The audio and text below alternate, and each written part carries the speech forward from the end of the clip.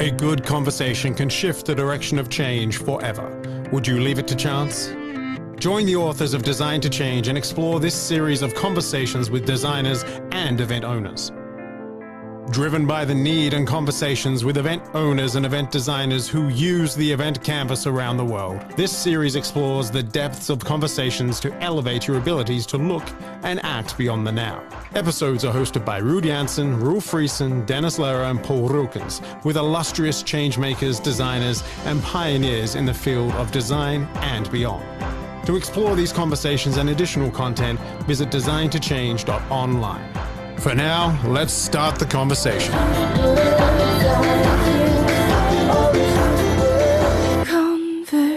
Conversations. All right, welcome back. My name is Ruud Janssen. I'm your host for the Design to Change podcast. And today I'm really excited because this is the year+4. Michael and I just found out, we thought it was year+3, but it's actually year+4 of our episode of the yearly recurring conversation with Michael. Michael, welcome to the show. Ruud, thank you for having me back. 5 years. It's been a minute, but lovely to be with you again. Absolutely. For those of you who haven't met Michael Ackerbauer, he's a PhD, 2 times TEDx speaker, certified rock balancer, principal change catalyst at Ackerbauer Laboratories. He runs something that he's prepping for again, the Forge 2026 Small Business Summits in the Catskills in New York in June. I hope I'm not spilling any beans here. And he's a longtime transformation leader, 26 years at IBM, and a facilitator that teaches this at universities in creative programs at Buffalo State College as an adjunct lecturer. Anyway, enough of the titles, Michael, because you do one thing really well, and that is to intrigue people in the way you choose your words around design. So let me prompt the question we prompt every conversation and see if the answer is still the same or if it has changed. A good conversation can shift the direction of change forever. Would you leave it to chance? Never. And I'm finding that out even more now that I'm a solopreneur. Yeah. There has to be intent. Yeah. Why? I think about being purpose-driven, and the last 18 months has really redefined or helped me refine who I am as a new title, a dealer in metaphor. I was a dealer in hope, teaching Scrum and Agile ways of working. Now I'm a dealer in metaphor, meaning I see everything as it's this for that, and there's an intentionality to that. I guess it's, in one sense, it's serendipitous, and another, it's you have to be intentional about wanting to understand a client, a relationship, someone you're having conversation with, and being able to be in that moment with them. And so the intent, whether it's planned or otherwise, is ever present, or should be. Yeah. So last time, you were already dealing in these metaphors without maybe dealing with them as a solopreneur. But the cone of uncertainty in navigating change, we spoke about human ingenuity versus technical automation. We spoke a lot about generative AI, the traceability of value in organizational process. We spoke about rock balancing as a metaphor for leadership and team dynamics. You're integrating, generative AI in the business process and upskilling. Now, augmented humanity in the era of artificial intelligence combined with human ingenuity is so important. But mostly the rock balancing is a metaphor for leadership and team dynamics, right? So for those of you keen to look back at that, you can see all of that and get all of that when you look back at the previous episode. In this episode, we're going to start with a blank sheet of paper, and we're going to listen again to what are some of these things that on the horizon of change of Michael have happened over the past year. And maybe, Michael, back to you. Looking back at your horizon of change of what we spoke about last year, where are you at on the 11th of June, 2026? Well, a blank sheet of paper terrifies me always. So last year, I remember mentioning about an intent to write a book. It has not materialized or progressed too far, although I've revisited what the content would be and what it would look like. The last year and a half has been, who am I now in decorporatization mode. So the work is the same. And the focus is now, as I said last year, who do I want to work with and who do I want to work for? And what don't I want to work on or do? And the essence of what I did at IBM over 26 years was largely first of a kind proofs of capability. Mm. We did things that hadn't been done before, and I was right at the forefront of all that. I just found myself in everything that was hot technologically or in terms of agile and design thinking as they were cresting into corporate, and we as IBM were early adopters, if you will, at a corporate and enterprise level, Yeah. finding ways to move people forward in a way that they didn't know they wanted to go. And then when they arrived or along the way, they found out it was worth it. Mm. Similarly, doing that now with small to medium-sized businesses, say under 1,000 people, the journey is no different.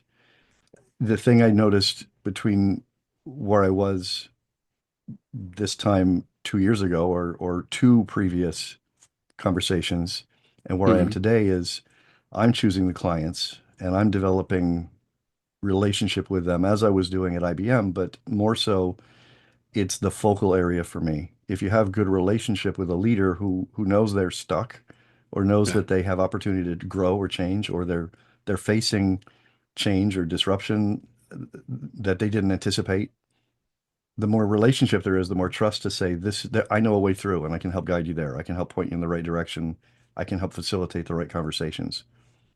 So that's been the journey post IBM is who is Macker now and with or without all the titles, what is it that I offer? And largely the same, but it's very focused and it's very intentional. In a previous episode, I don't know if it was you or someone else that spoke about this concept of the corporate refugee, right? The one that, um, for the longest time, like you said, for, almost 2.5 decades, you're part of this large structure, um, which always looks fast forward, I suppose, and the organization has to try and morph and become what it will be next. Now you're talking about agile and lean, the solopreneur has a Yeah. very different type of grief when it comes to the corporate networks and structures and pressures, right? Yes. What's the most distinctive thing that's different for you in now that you're choosing your own clients and who to work with, who to work for? What are some of the pressures you have to deal with in this environment, and how is that different from before? It's still about the network. It's still about the relationships. It's to your original question, it requires intent to develop Yeah, those relationships yeah, and nurture them and maintain them. And I find that I didn't do that over the last season or so of my career to the extent that I had previously. And a big learning point there was it takes a lot of initiative. There's inertia to be intentional that way again. yeah, And it's working for me. And the clients I've had have been exclusively word of mouth, almost exclusively word of mouth, which yeah, has been good. It also means there aren't as many as I would like. So right on the yeah, heels of relationship is developing a pipeline, yeah. is finding clients who say, I think I want to work with you. And then the third, or maybe it's this full circle, is part of the relational development and the networking and then building the relationship that moves into we can work together is what is it you do exactly, Mike? Yeah. And that's been a very significant learning journey. So you're right, the corporate refugee um, resonates because I had to rediscover my own identity on my own. Mhm. Yeah, yeah. You could And say you're 80% of it is intact. redeveloping a passport of legitimacy that people recognize, right? Of Yes. of of Yes. um,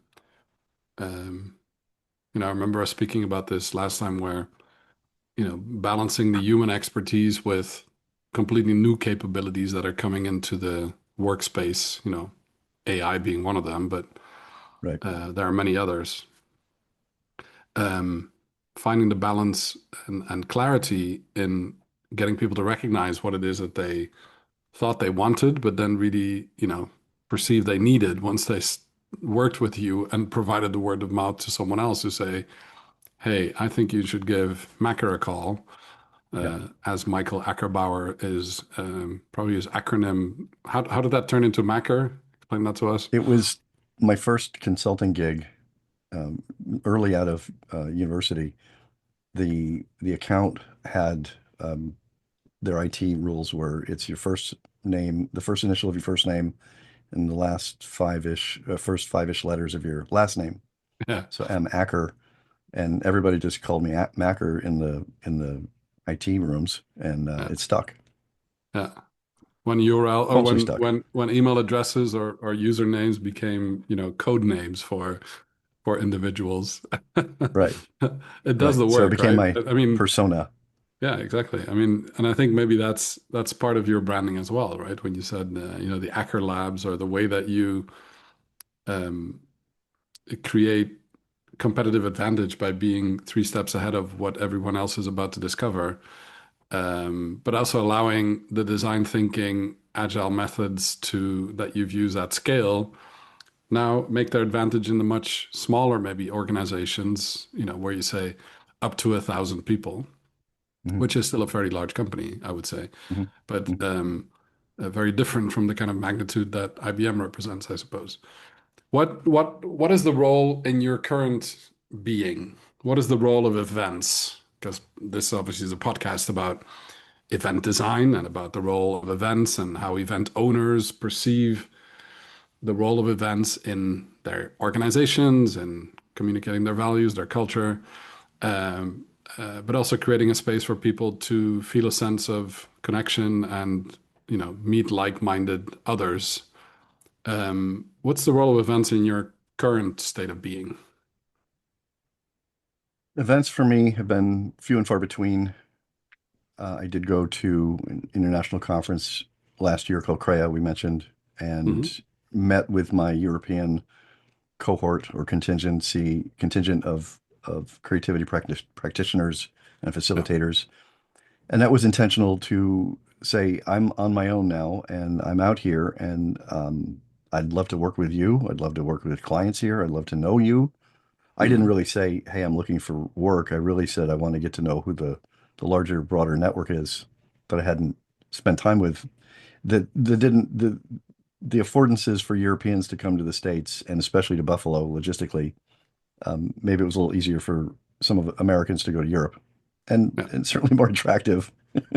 Buffalo's a wonderful city, don't get me wrong, but Yeah. Sestri Levante, yeah, you had me at Yeah. Italy. Yeah. So that those relationships were valuable, and that event was really wonderful. And then, of course, SIPSy in Buffalo in June. Again, this time more for who haven't I been spending time with because I've been so busy sharing my stuff and or representing IBM. Mm. It was just helpful to see people as I'm not a corporate guy now, I'm a peer or a an entrepreneurial peer.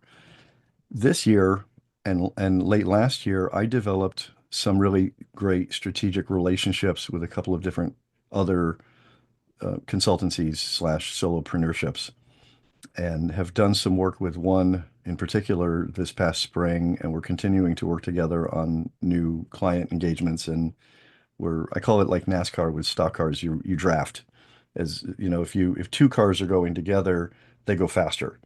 We Hmm. found that our portfolios are so complementary that we're better working together than apart. Hmm. And that goes along with the consultancy I'm working with for the Forged event in 2 weeks.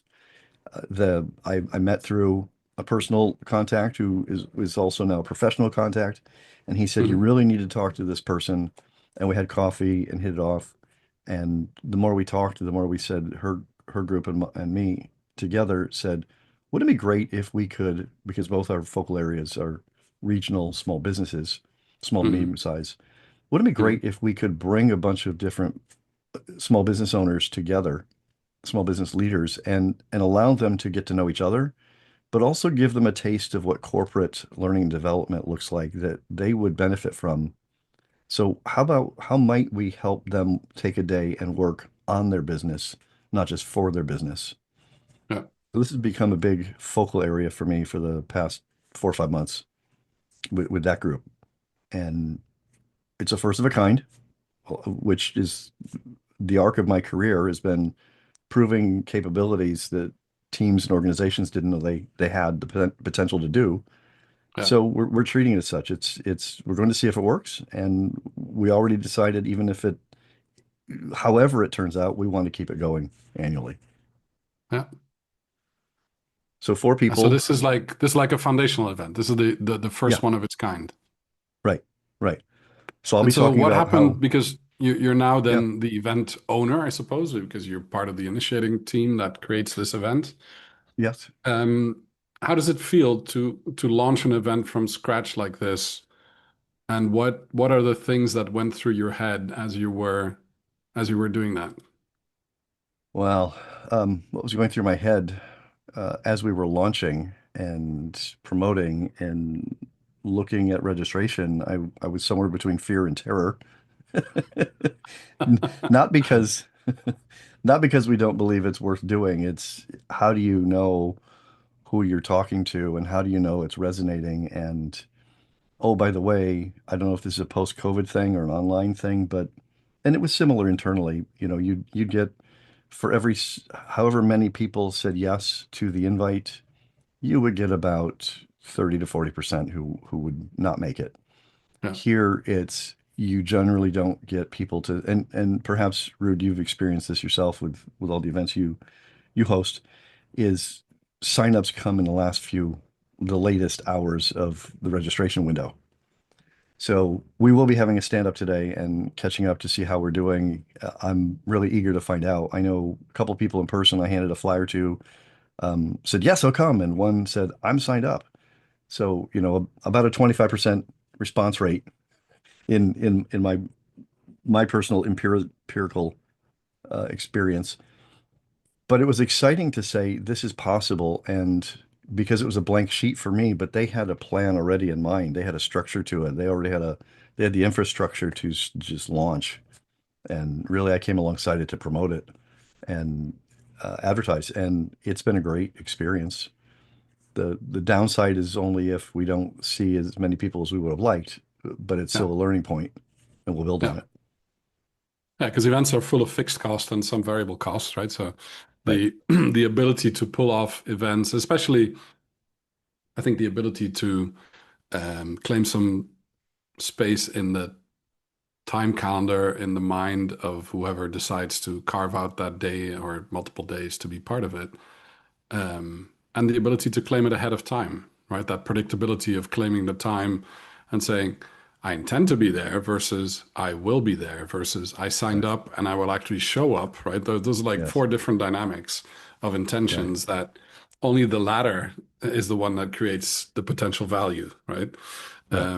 Not Right. just in monetary value, but also in being part of the peer group, like you said, the entrepreneurial peer group where part of it is what you forge in the Small Business Summit by the cadre or the group of people that create the cubicle and the context, but a lot of the magic will happen because of the interaction between those that are curated to be there, right? Yes. Um, so when this Small Business Summit is really successful, right? If you think about this event, is this like a Woodstock event where you do it once and you were either there or you weren't and you missed it? Or is this going to be like a perennial event where over time the garden will grow and the fruits will ripen at specific times?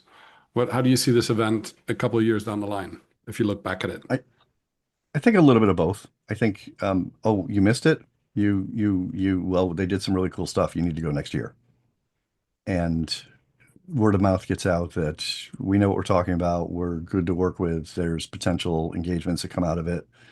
It's the hope. It's not the intent. We really just want to share what we know, and there's a lot we can share, Hmm. and people will benefit from it in ways that they didn't realize they could. I didn't know I could do that. I didn't know I could set up a system for myself. I didn't know that how I think influences how I do business, and it can have positive and negative effects. Hmm. So I think people will say that they'll say, man, this was really worth the time and the effort. and the money. It was valuable, and ideally, we'll say this is the date for next year. Start spreading the word now. And if they bond and hit it off with people at their tables, then there's extra value to the relationship building and networking within this community. So I Yeah. think it's a thing that will bear fruit over time more than that day. But for the people who come in, we're saying most conferences you leave with energy. With us, you're going to leave with a plan. So we'll actually Yeah. take away something tangible and actionable. Yeah. So for every topic you do discuss, there's a ghost topic you don't discuss, right? Because the time only allows for so many things to discuss. Right. Right. Did you start with the list of things you do want to discuss, or start with the things you don't want to discuss when you started building out the program? Definitely what we do want to discuss. The coffee conversation that sparked the event coming to fruition was we were Mike, we were thinking about doing something, and the things you do and you shared with us, we found them really compelling. We just thought, man, it wouldn't be great if all four of us could share something we know Hmm. with a community that doesn't generally have access to it. So I went Yeah. home and I drafted a 1 day format using Foresight as the centerpiece. People come in, they learn about their thinking styles, they take the assessment. We build on that with different ways of how to apply it. Hmm. And they said, that's great. Here's what we're thinking. And it was a little less foresight, more here's a couple of different skills. So how you set up a transparent workflow system so everyone sees what we're doing. How do we talk? There's a different person coming in to talk about practical AI for small business. Hmm. And then the fourth one is how do you bring this all together and make a system out of it? Hmm. So it's what we want to share, and it's fairly curated to how do they take those three components and build a plan, a system to walk out with. And okay, now tell me more. What else is there? Well, then Hmm. ideally we'll get feedback on what would be valuable for different businesses, and then we'll say maybe it's more what they want to hear than what we want to share. So I think we'll bake that in going forward. Interesting. So if you would go to this event on a yearly basis, I'm just kind of thinking out loud for a second, right? So you have Sure. space for what, 50 people Yes. Currently in the woods, currently? Yeah. in the Catskill Mountains. So you're literally out in the woods. There's nothing else to do or talk about or think about, but how's your No business? distractions. Yeah. No distractions at all. Everybody can look Hey. at the horizon of change within the mountains and within themselves, I suppose, right? They'll be seeing they'll be seeing the proverbial forest while in the trees. Which sounds like a great place Keep to be. a Catskills metaphor guy. is a gorgeous area. Yeah. Having spent some time there myself, I can vouch for it. Um, but if you would go, let's say you would go to this event and look back at it, I'm just thinking for a second, like I remember when we created our event design certificate program in 2016, which is now 10 years ago, and we're going to do a program at Purdue University on 22 to 24 June, which is going to be the 61st cohort, right? So we've done 61 of Wow. these, and we Wow. can look back at 61 editions of people that have gone through quite a similar program over time, right? Over a 10-year period. Mhm. If you would look at the 61st edition of this event, right? Let's pretend that that's going to happen, and you look back at it, what will have shifted in you as the um, you as formerly known as IBM executive leadership specialist into the entrepreneurial peer that is heavily invested in bringing this to others? What will it have done for you as the event co-owner or being heavily part of this, ideally? In really basic terms, I think it would position me and my peers as thought leaders in how to make a business, drive a successful business, how to create one, how to build momentum, ideally how to scale, how to be resilient in times of significant disruption, Hmm. existential, technological, and business disruption that we're no longer thinking about how do we deal with being disrupted. We are becoming strategic disruptors in our own right and finding ways to increase the value of our business, to enhance it, to transition out of it and move on to other Yeah. things and bring in Hmm. a new generation of business leaders. I think as I would say to at the end of a Scrum Master or Product Owner course that you've now seen the aspirational value of these concepts, this framework, these values and principles and practices. Everyone will say, but Mike, you don't understand my organizational structure. You don't understand my leadership team or my manager. This will never work there. And I'll say, well, you're right. I don't understand it. And it's just like everybody else. Now we can say, I too am a dealer on hope in the context of my sphere of influence in my business. Hmm. A dealer of hope instead of a pusher Yeah. of metaphors. No, what did you call it Yes. before? Oh, I traffic in metaphors, but I deal in You hope. traffic in metaphors. Yeah. You're not pushing it, you're just trafficking it, Yeah, yeah. right? But a dealer of hope, for others to be able to apply these things and see its success as they move through it. Yes. Um, that doesn't only sound aspirational, it sounds like inspirational as well for people um, that might see hurdles in applying some of this stuff for themselves in their own environment, right? Because I think Right. very often people don't disagree with methodologies or with approaches, or they can endorse it and they can like it, Yeah.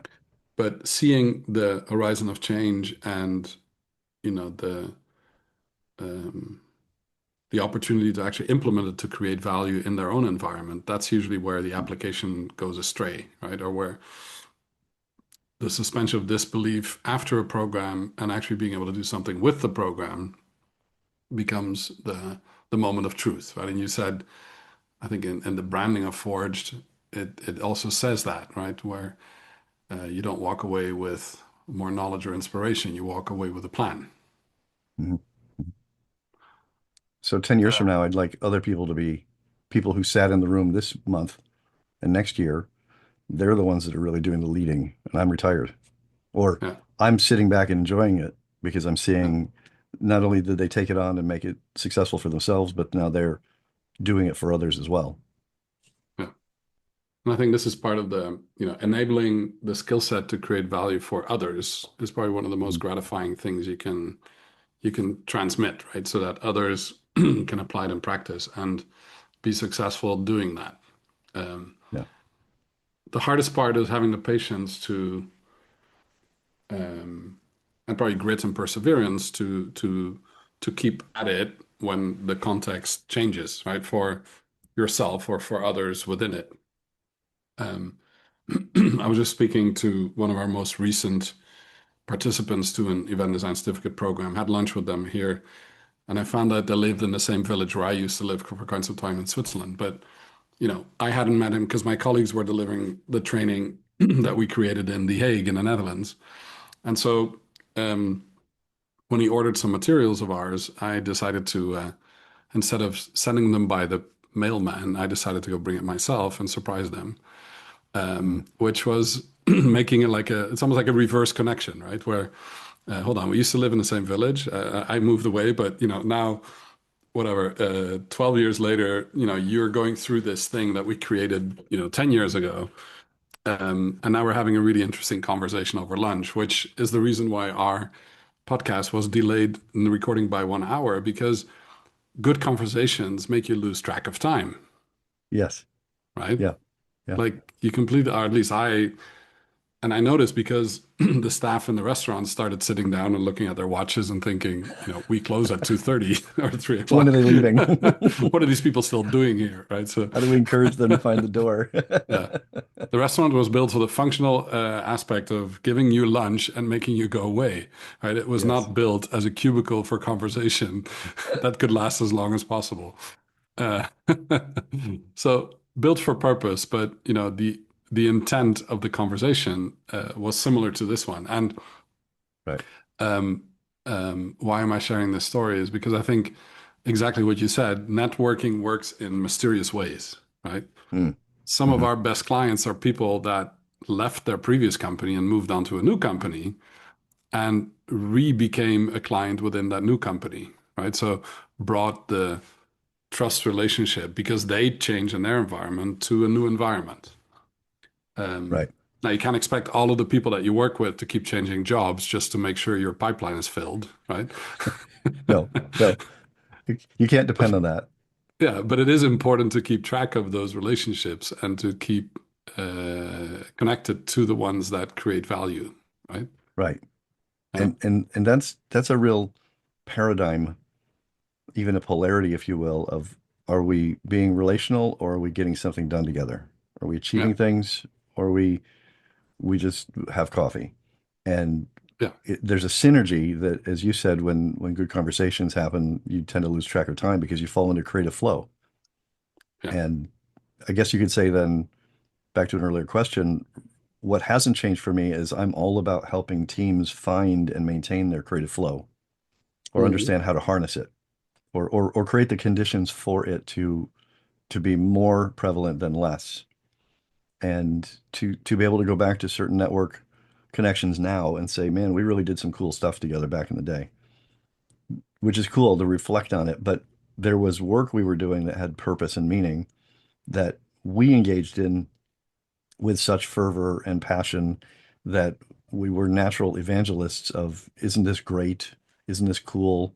It's going to benefit you. Look at how it can work for you. And then there's the working through, how do I get there? And that's where the relational gears kick in, is if we have trust, we can move this thing forward together. yeah, But it's in service to getting something done that has value, that it has purpose, that drives the business itself. yeah. And that that's what fuels me. I think that's really powerful. To make you fully consciously aware, Michael, of what you're about to go through on the 25th. And I know every event owner and somebody that creates events has an intention, is usually able to spell it out on a website so people see the attraction, right? Yeah, But then there's the outcome that comes out the other end. So how do people go in? How do right. people go out? The delta between those two creates the value, right? Yeah, In the philosophy of crafting, quantifying, and celebrating progress over time, this is a unique moment in time for you and whoever is part of the Forge team because you're still forging, right? This hasn't seen the daylight yet. So right. what I've done whilst we were talking is, and I'd love to get your primal reaction on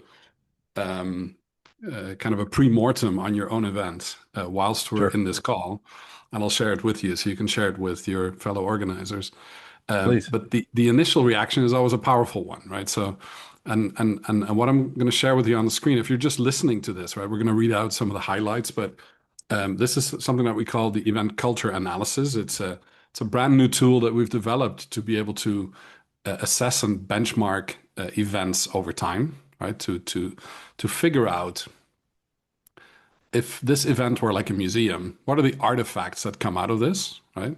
Yeah. What are the what are the things that are visible or experienceable by people that go through it? And as a result of that, what's the cultural imprint of this specific iteration of the event? And how does it change over time, right? Because you could do this ahead of time. You could do this immediately after the event. You could also look at it in a longitudinal way if you have multiple events that take place. And so by testing this as a little agile method thing on you, who's the expert, it's always a bit daunting because you never know what comes out the other end of the pipeline. But considering we were talking about agentic AI and the way these things work in practice, the only thing we as humans can do is to put our ingenuity on top of it and make sure that whatever we augment as humans is being observed and perceived by the analytical methods and the evidence that's in the past. Now, the problem with Hmm. this one is we have no past evidence. All we have is the website, Right. right? And we Right. have your Right. story. Right. But let me take you through this really quickly so you have an idea. If you're just listening to this, we're going to read it out, but also have a look at the liner notes, and you can find a link to this event culture analysis, providing Michael gives us approval that we can actually share this with our listeners. And he might not know until we get to the end of the report, right? But this is just a I'm little game. teaser to figure out what are some of the things we can look at when it comes to events? What are the cultural footprints? What are some of the benchmarks? And we've done this across a spectrum of 16,000 events in the last 12 years. And now it's time to take this data and put it into perspective, right? So considering yours is a brand new event, right? And we're looking at Forge 2026, the Small Business Summit. Its undertitle is called Forge 2026 Positions Business Ownership as a Disciplined Craft with Small, Practical, Reflective, and Intentionally Anti-Conference. It's going to happen on the 25th of June at the Ashokan Center. Am I saying that correct?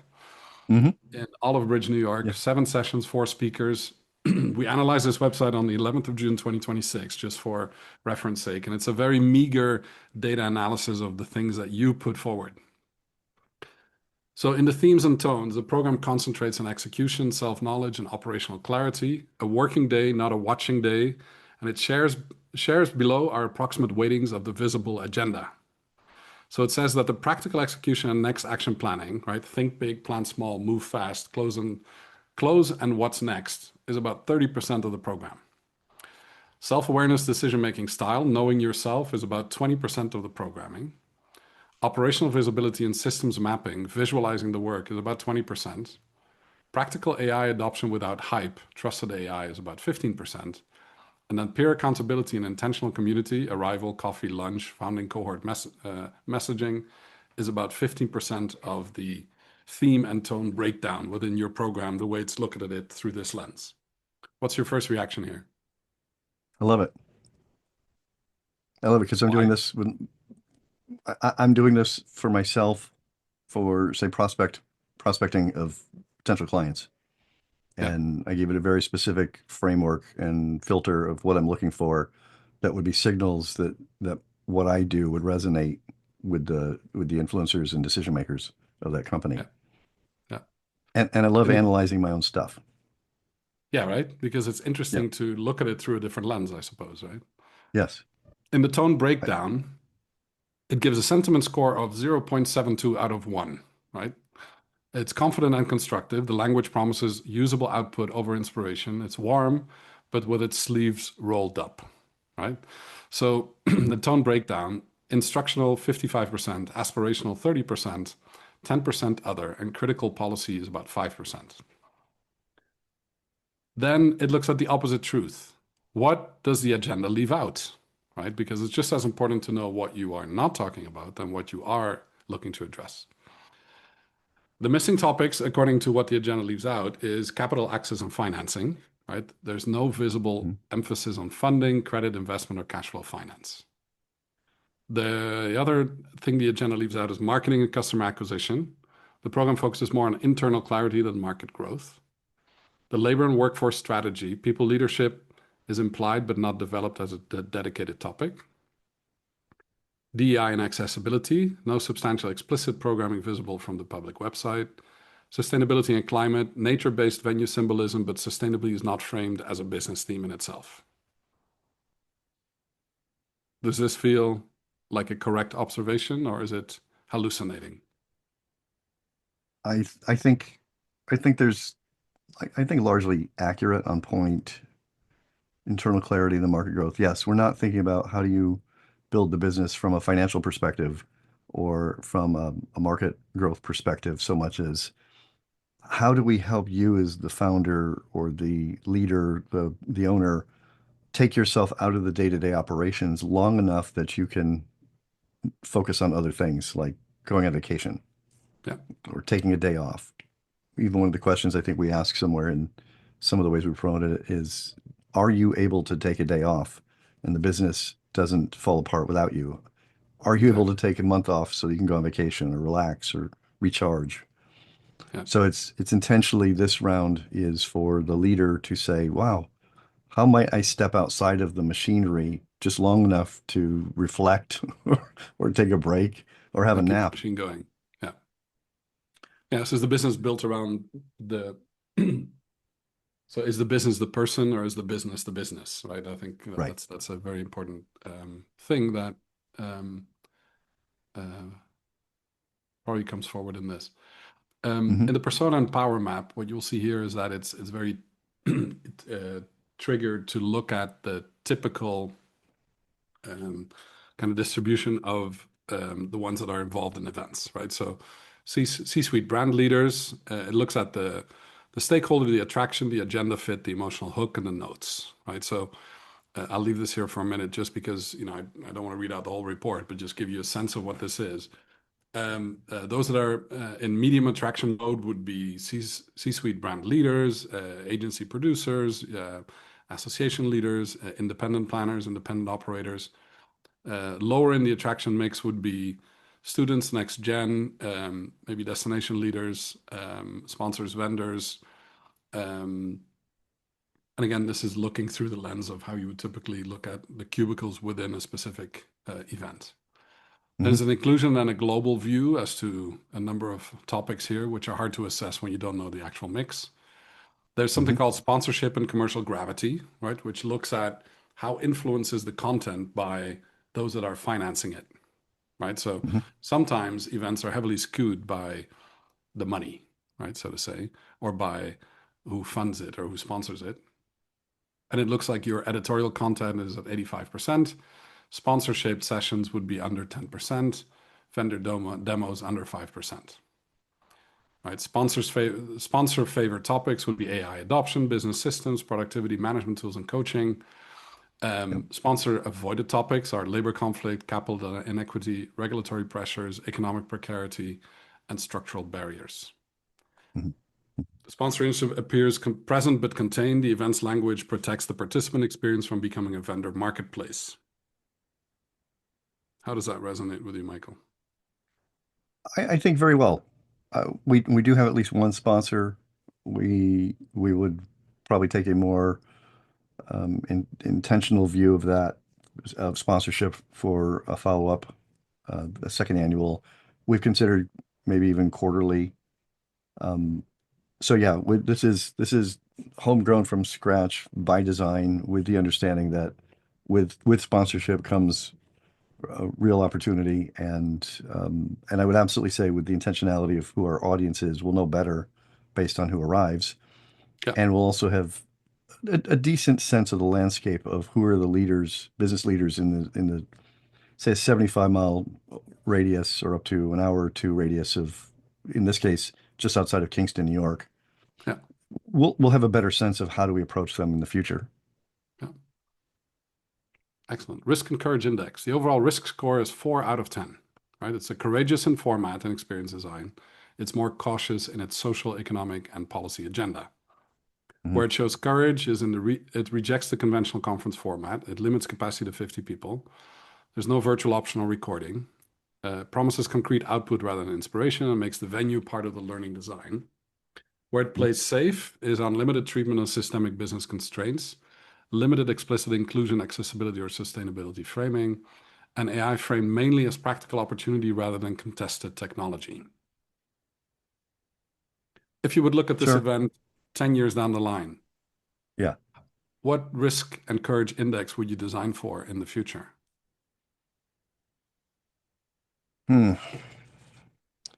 I'd probably want to find the right tension between you want the capacity to step out of the business and have someone else lead it, even to succeed you. How do I build that in now? How does it allow for scalability potentially if the business warrants it, or the business model, or the leadership interest? And I'd also want to balance we like being family owned, or we like being, in my case, third generation. We like how we do it. We want more impact in the community for social good. Yeah. And we don't want some of what, and again, and I don't know if I mentioned this, we're bringing what we know from corporate L&D, and we know it's intensely practical, and we've seen it work. It's just that kind of resource isn't always accessible to a small business, or they don't even know what they don't know. So how do I help build now with intentionality that it continues to grow and thrive without me, but it retains the values that started it and what made it a special place to work in the first place, and we don't get siloed in that regard. Yeah, I like that. Back to the cultural narrative, right? Sixth element. what the event celebrates: craft, clarity, ownership, systems thinking, peer accountability, and work that produces usable outcomes. What it avoids is conference spectacle, passive attendance, vague inspiration, overskilled networking, and vendor-heavy programming. So who would feel at home would be the serious small business owner-operators, general managers, practical builders, and people tired of conventional conferences, right? Yeah. Who feels invisible at this event potentially would be students, startup funders, policy advocates, global participants, accessibility first audiences, and those seeking deeper treatment of labor equity or sustainability. Mm-hmm. Does that make sense? It does, and I think it helps frame who we had in mind Yeah. to begin with. It's the paradigm of who we want to serve as consultants. Yeah. Which also means you have to be clear on who you don't want to serve, right? So if you don't, Yes. if you flavor it for all, it becomes very vanilla, right? To your original question, what did we decide what we don't want to include in the Yeah. conference Yeah. setup, delivery, or audience, Yeah. or focal Yeah. market? Based on this very primary kind of like cultural footprint pre-mortem, if you will, right? Purely based on the website. There's no additional data fed into this, which happy to do that if the post-analysis is useful. Mm-hmm. A couple of recommendations, and these come falling out of the sky, right? These are not substantiated on any form of event design, but it's just purely observational recommendations. One could be at a failure lab where owners examine real business missteps and recovery decisions. The expected impact could be increased honesty, peer trust, and cultural courage, right? Recommendation is high, to put that high on the agenda. Second is speaker mix. Include at least one small business owner from an underrepresented sector or community as a practitioner voice. The expected impact could broaden the representation and reduces coach-led dominance. Agenda item recommendation 3, add a short workforce strategy module covering hiring, delegation, retention, and burnout. Expected impact could be connects operational clarity to the human systems inside small businesses. Recommendation 4, make accessibility, dietary mobility, and participation support visible for registration, before registration. The expected impact would be improves inclusion and reduces uncertainty for participants. And then number 5, should probably be baked in but is not visible, is track the 30, 90, 180-day action plan implementation after the summit with the expected impact that turns the event promise into a measurable business impact. Reflections on the recommendations for you. I wrote all those down. Thank you. Well, I'm sending you this whole Basically, report, so you get the whole thing, right? So it's yeah. Want to capture my thoughts and if too, we as may, we could also share this with our listeners, just to to show how you can think about, once you've designed the event and it's there and you're rock and rolling, in 2 weeks, it's happening. There's only so much that you can or want to change, right? But having a sense of the pre-mortem, what is expected from the outside, gives you kind of a fresh look at something you've been rolling around in for a while, I suppose. Started, I think, late last year, early this year, the conversation, the idea, the spark. We went with what we know and where we live professionally, our paradigms. Yeah. And it felt like good way to introduce ourselves to the community and establish relationships with those who attend, and then build in a carrier mechanism through them to say, how might we do this next year? Who else would you bring with you? Great point too, to say, what would you like to see if we do this again and you were to come back? What would bring you back a second year? Yeah. And I think it links nicely with the post-event implementation plan and tracking. How can we help you with that? And oh, by the way, if any one of us sparked something that you want to continue the conversation, we can talk about how to implement this in a more robust way. Yeah. Makes a lot of sense. Obviously, there's limitations to this analysis. It's purely based on the public website. We don't have a complete internal agenda or production brief, session counts. All these different things are, because of the website, frames, how the website frames the day. The sponsor influence estimates and inferred from public partner visibility and program language. Demographic and accessibility assessment are limited because the public site does not provide enough data for robust conclusions. This usually happens when you're just taking a snapshot from the outside, but as you can Mhm. imagine, and the more you have insight into the inner workings, the Mhm. better you can measure the cultural footprint of an actual event. And then also report on it over time, right? So you have an idea of the longitudinal change that the event brings as progress over time. Sure. So that's our little gift in year 4 for you, Michael, to maybe, ease the mind of the event owner, right? As you go into your own event. We know Yeah. event ownership it's not an easy task. Many of our listeners have gone through that or see people go through that every day. We're trying to figure out ways in which we can make event ownership more pleasant, more structured, more um, less, let's say, sleepless moments as you lead up to the event, right? To make Yeah. it more comfortable. Yes. Now, Yes. if you look at this, having this 14 days before your event starts, does this make Yeah. you sleep better or sleep worse when you think about it?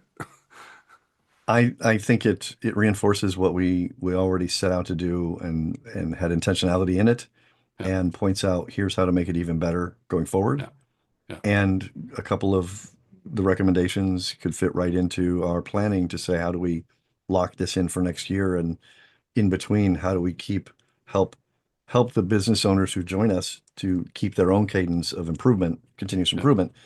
yeah, What I love about it in general is the reflection it causes. It's a wonderful mirror yeah, with a relatively um, objective uh, set of eyes, if you will. yeah. And I think that's what the real value is to step back and go, wow, I didn't think of that, or that's interesting, and we need to try that. And oh, now we can build on that for how might we next year. I Yeah, think it's a fantastic, powerful tool, a wonderful asset. yeah. And Well, I will share it with my team. We're having our stand up either bottom of this hour or later this afternoon, and I will gladly share it with them to say this is really interesting and could help us frame year two. fantastic. Well, please do. What Thank you we're for going to that. I share call with that you is this access to this is one of the steps in what we now call augmented event design. We spoke wonderful. about it a bit before, but it is actually it is one of the baseline documents to kick off your event design, if you will, or to think about the structure of your event design over time. It's a Hmm. 12-stage process in mentored conversations between the event owner, event designer, and a mentor and a system, an engine, an agentic engine that takes the burden of processing evidence and processing the friction in conversations and documents it very systematically in a very systematic way, Mm, so that the deliverables are also testable and visible over time, and you can see the actual change over time of an actual event, lovely. and make it really pragmatically useful. Right. This Yeah, is almost like just the, let's say, the blood sample or the you know the basic X-ray of the event before the patient got operated. Um, yes. Looking at it afterwards is also very interesting, and the more data that you can supply and provide there, can enrich, whether it's NPS scores or observations or um, more detailed programming outcomes, things like that. It helps build the artifacts of that specific event in such a way that you can make use of it, in and make more informed design decisions. Yeah, I that's love the it. intention. I think it's a fantastic way to engage the people you already work with. I found instant value. I call it a design thinking delightful outcome that you Yeah, shared it with me. Thank you. yeah, you're It, welcome. and I love the baseline aspect of it because I've created a leadership balance assessment that I'm using now with clients as an entry point to let's assess where you are so we can align on where you want to go, so we Hmm. can activate portions of your business or your teams and then amplify that across the whole organization. And Yeah, the intent is you take this questionnaire to start. I interview your people. We find out what the real state of the business is from their level, and it's all thematic, not and anonymized. yeah, Now let's continue that on a quarterly or so basis to say how exactly. it has the way we've facilitated directionality and next steps. How is that actually resonating and locking in and baking into your culture? Yeah, So yeah, I love the approach as a data nerd. Also, another title. I love that capability to see it progress over time. yeah. Awesome. Yeah. Let me share one that I just prepared for my next session. So And this is Terrific. completely selfish for a second because I wanted to show the impact of when you over-engineer something that came out of a creative human impulse, right? I don't know if we talked about that before, but at some point in time when I lived in Switzerland, I picked up the Alphorn as a musical instrument to try and play. And my Alphorn teacher actually, during COVID, came up with an idea, which was because the space above the Rhine River in Basel was so empty, he felt like it was time for the artistic impetus to come and bring something new and generate some positive energy. And so his idea was to create to fill the space above Basel with positive notes and positive tones. And so what was created was an event called Leobal, in which the idea was to get 100 Alphorn players together in 4 different groups across the Rhine and have a polyphonic kind of sound experience to be created over the Rhine River, right, as an Interesting. experiment. Now, in 2021, the first one was done, and admittedly, it was a complete disaster. Not because the artistic intent was wrong, but the design of sound does not let itself be played with in the same way that we were playing with our Zoom tools and other things, right? Sounds has a delay and a latency over space, right, over the distance. And the conductor who was using Zoom to conduct the 6 different groups across the Rhine, although that was in real time, the sound did not travel in real time, and you cannot forge Right. sound to go differently. On top of that, what we forgot was that the ambulance that went behind the conductor and its Doppler effect completely threw off the acoustics. And so it was Oh, really difficult to keep these groups connected in the right way. Just as one example of artistic, but as an over-engineered data nerd and dealer of hope, one of the things tonight as we're going to have dinner, I'm going to bring this in 3 languages, versions in French, German, and in English, to these creators. And now we are designing the future of this event because after the 6th edition, we now have developed this Alpine Poesie am Rhein, right? How a pandemic era gesture of cultural resilience became Basel's recurring civic sound ritual, poetic place-based, non-commercial, and increasingly international. In the last edition in 2026, it brought together 100 Alphorn players. And so now we're seeing the evolution over time of its creation to its continuation, to the experimentation, to the consolidation, to the maturation, to the institutionalization mm, over the last 6 editions. And you see the difference in the delta longitudinally in the sentiment and inclusion over time, as well as the actual edition by edition reading of this event and its sentiment, its inclusion, and its courage, as well as the theme evolution, the global view, as well as influence of sponsors or not, and the commercial gravity, the risk and courage index, and recommendations as to what could happen when it comes to the future of this event, right? So this is just us geeking out with the wrong tools for the right reason, right? But I did this just to also tickle our own little sensation of is culture and cultural analysis, is it useful or not, right?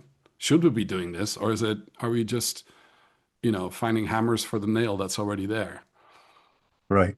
What are your thoughts on that? So one of the books I hope to write one day is something about Confessions of a Serial Innovator, but it's all the lessons learned of doing the wrong things in service to doing a first of a kind. Hmm. And one of the principles of innovation I discovered the hard way was embrace data.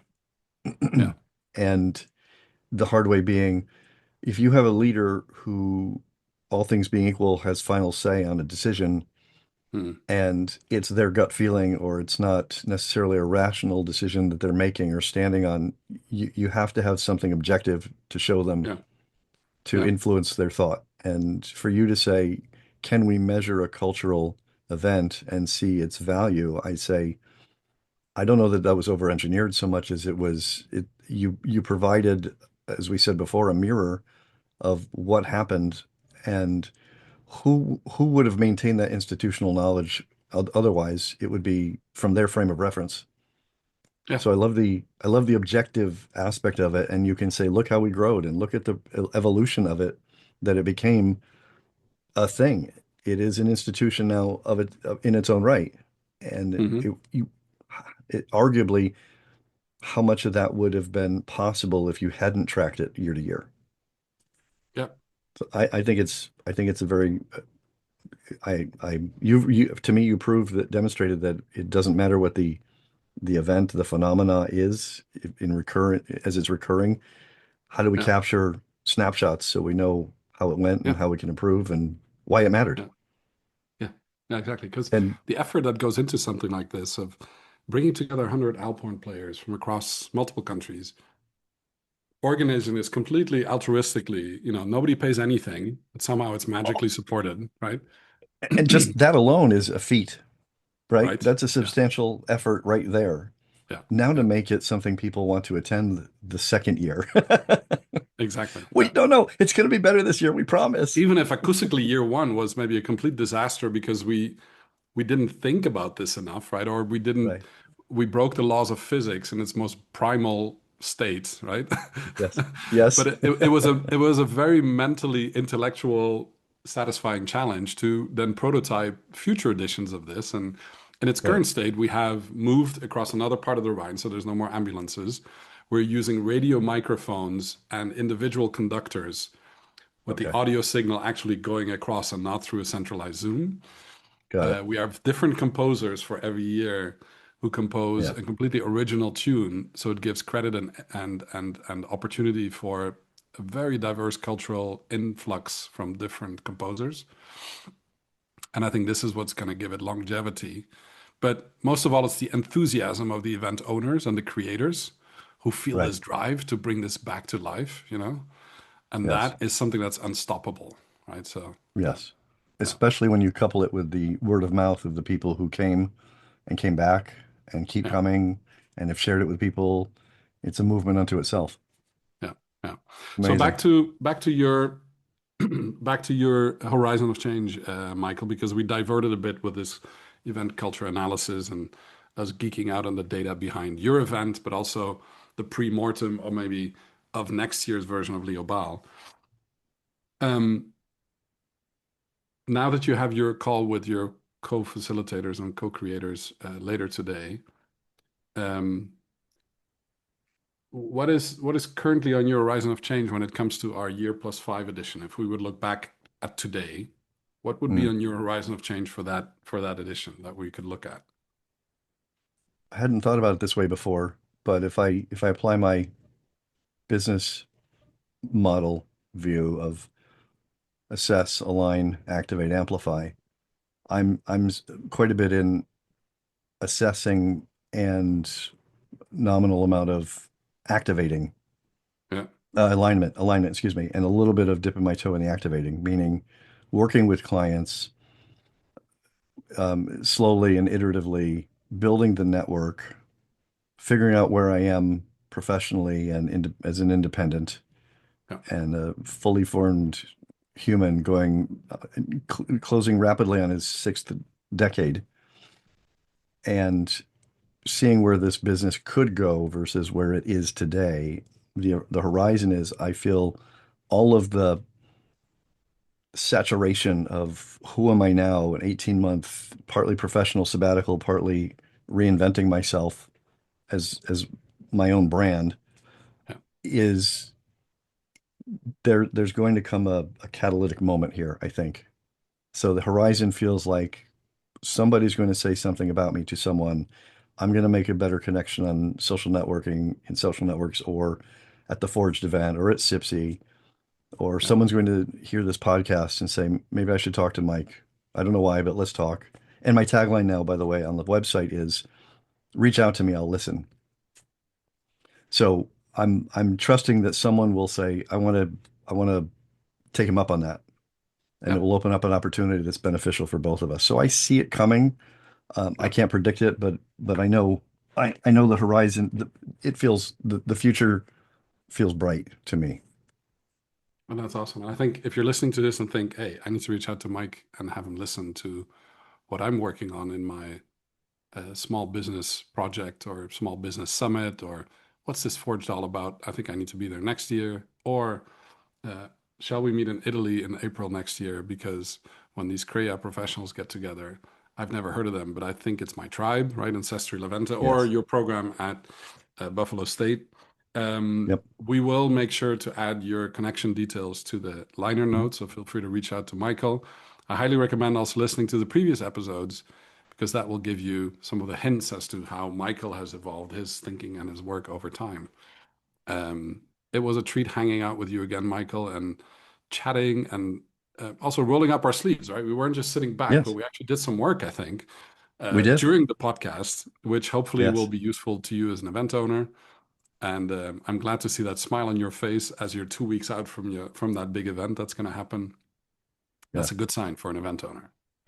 This was a gift. Every year has been a gift, Ruud. And how did we meet? But word of mouth, as it were. Yeah. Serendipitously, we happened to be on the same Zoom call, and you said, "Who is this guy that knows Mario and knows Mural and was there at the beginning?" And we bonded. And so there will be a meetup in Europe or United States at some point. But thank you. This is wonderful. One day soon. Absolutely. Well, thank you, Michael, for joining us again. And I'm going to drop it back in the agenda for June 2027, right? That will be. Maybe should we drop it like at the end of June, maybe, so that your Forged 2027 may have happened then already? That'd be great. Yeah. So we'll shift it up a couple of weeks, right? At least we can look at the 2026 edition, but we might be able to look at 2 editions and start the longitudinal journey of figuring out how and why this event has actually taken shape and created value over time for the different participants. Wonderful. Awesome stuff. Thank you so much, Michael, for joining us. And we wish you and your co-conspirators for Forged an awesome event in 2 weeks. Thank you so much. I appreciate this time with you. You've been hanging out backstage on Design to Change Designer Conversations. Thank you for tuning in, and don't forget to subscribe and share conversations online using hashtag Design to Change and hashtag Event Canvas. Want more thought-provoking content like this? Visit designtochange.online to purchase your copy of Design to Change, elevating your abilities to look and act beyond the now. Don't forget, it's more than just a book. Experience a hard copy, audio format, video format, and even augmented reality. Experience it in your style and format. Tune into our next episodes and hear from more designers and change makers. Until then, we look forward to our next conversation.